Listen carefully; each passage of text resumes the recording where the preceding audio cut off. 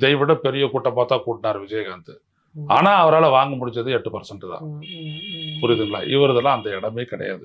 என்ன காரணம்னு கேட்டீங்கன்னா, விஜயகாந்த் வந்துட்டு பாயிண்டடா அரசியலை பண்ணார், தெளிவா பண்ணாரு, துணிவோட பண்ணாரு. இவர்கிட்ட அது எதுவே கிடையாது. அவர் பிஜேபியை பார்த்தெல்லாம் பயப்படலாம் செய்யல, பேசாதெல்லாம் இருக்கல, அவரெல்லாம் பேசுறாரு. இவர் அப்படி கிடையாது. இவர் பயப்படுறாரு, அப்சல்யூட்டா பயப்படுறாரு. திமுகவை எதிர்க்கணும் அப்படின்னா இவங்களோட சப்போர்ட் நம்மளுக்கு வேணும். ரெண்டாவது, கரூருக்கு பிறகு அதெல்லாம் கொள்கை எதிரியாவது புடலங்க எதிரி.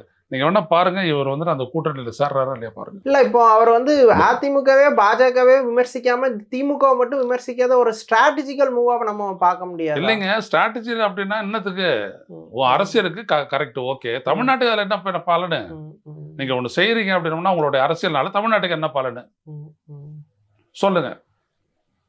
இல்ல தமிழ்நாட்டுக்கு பலன்னா ஃபர்ஸ்ட் அவர் கட்சியை ஸ்ட்ராங்கா பிட்ச் பண்ணணும், அப்புறம் தான் தமிழ்நாட்டுக்கு ஏதோ பலன் பண்ண முடியும். சோ அவர் அந்த முயற்சியில தானே அவர் இருப்பாரு. இல்ல எங்க இருக்கிறாரு?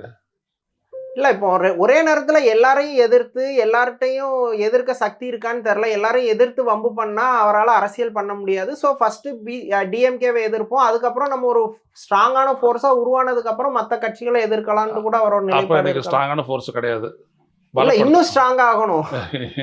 இப்போதைக்கு இப்ப வளரும் குழந்தை வளர்ந்ததுக்கு அப்புறம் இன்னும் அக்ரெசிவா ஃபைட் பண்ணலாம். அந்த அக்ரெசிவ் இதெல்லாம், அந்த நடிப்பு அதெல்லாம் இருக்கட்டும். எம்ஜிஆர் மற்றவர்கள் இப்படிலாம் வந்து கத்தல மைக்கு பேரு, அது பேரு ஒலிபெருக்கி. இவர் முன்னாடி இது அதுக்கு மேலே ஒரு பெருக்கிறாரு இவரு.